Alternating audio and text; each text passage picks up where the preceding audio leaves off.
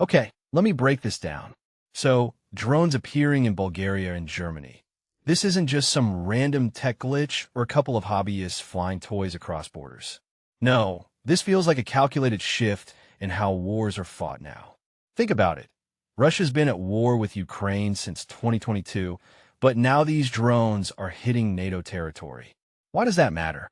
Because NATO has Article 5. An attack on one is an attack on all. So, if Russia's behind this, even indirectly, they're playing a high-stakes game of chicken with the entire alliance. Personally, I think this is the first real test of whether NATO's tough talk matches its actions. But wait, Bulgaria's prime minister says the drone was probably Ukrainian-made. So is Ukraine accidentally dragging allies into this? Or is Russia using proxy tactics to muddy the waters? That's the twist here. The ambiguity. Moscow's denying everything, of course, but what if the real strategy is to keep everyone guessing? Let's unpack this. All right, Bulgaria first. A drone explodes near a critical gas pipeline and the Romanian border. No casualties, but the location screams symbolism. That pipeline? It's a lifeline for energy in Europe. Targeting it, even accidentally, sends a message. Now, Bulgarian officials say it's a Ukrainian drone, but Kyiv's insisting it wasn't intentional. Here's where it gets juicy. Ukraine's using these Maya decoy drones to overwhelm Russian air defenses, right? But if they're flying into NATO countries, that creates a whole new layer of chaos. Why? Because NATO's got to decide. Do they shoot down Ukrainian drones now? Do they blame Kyiv publicly? Or do they quietly sweep this under the rug to avoid escalation? My take. This incident exposes how fragile the lines are between ally and enemy when drones are everywhere. Now, Germany. 2 drones near a military base that handles U.S. Patriot systems, and another at a NATO logistics hub where Ukrainian cargo planes operate. Coincidence? Not chance. That base in Mechernich isn't just any site. It's a nerve center for Europe's air defenses. If someone wanted to disrupt NATO's ability to supply Ukraine or protect its own skies, that's the place to poke at. And Leipzig/Halle Airport? It's a choke point for moving heavy equipment. If these drones were Russian, this is about testing NATO's readiness. If they were Ukrainian, it's about how far Kyiv's war effort is spilling into its neighbors. Either way, Germany's in a tough spot.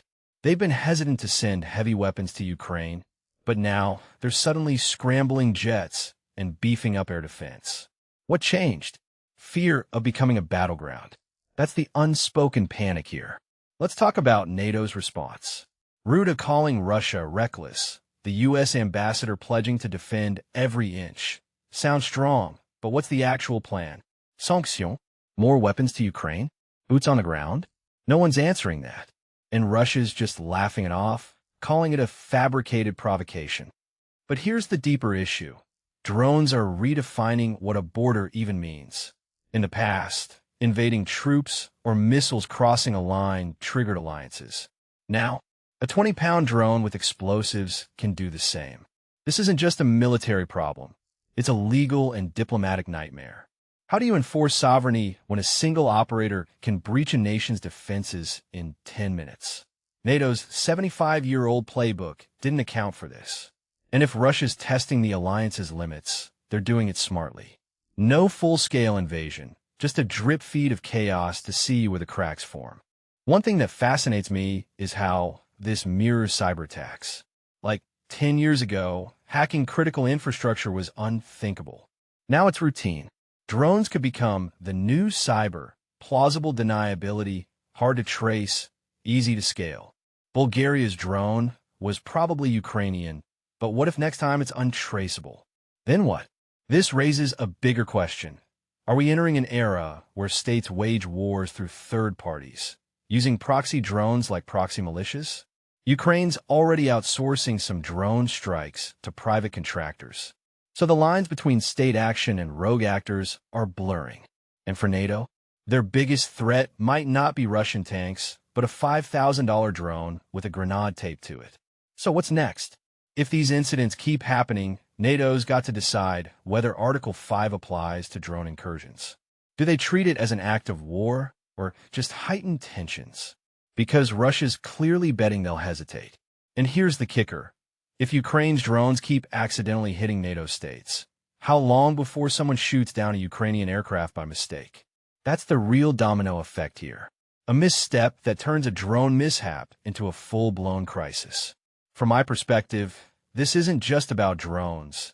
It's about whether the post-World War II security order can survive the age of remote control warfare. And honestly, I don't think the answer is a yes.